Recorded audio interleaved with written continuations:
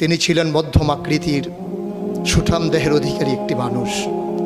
তার চুলগুলো ছিল ঘাড় পর্যন্ত প্রলম্বিত, হালকা হালকা কোঁকড়ানো। তিনি যখন চুলের ভিতরে তৈল দিয়ে আছড়াতেন মনে হতো মৃদুমন্দ ঢেউ দেখা যায়। তার কপাল ছিল চওড়া, ভ্রুগুলো ছিল জোড়া ভ্রু, ধনুকের মতো বাঁকা।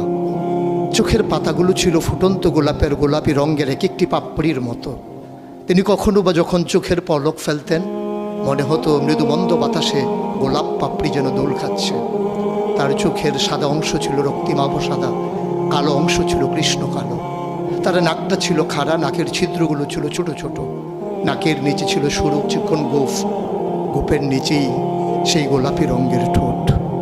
তার ঠোঁটগুলো যখন কখনো বা মুচকে হাসত, গোটা পৃথিবীর মানুষ অবাক বিস্ময়ে দেখত গোটা পৃথিবীতে যেন বিজলি চমকিয়েছে।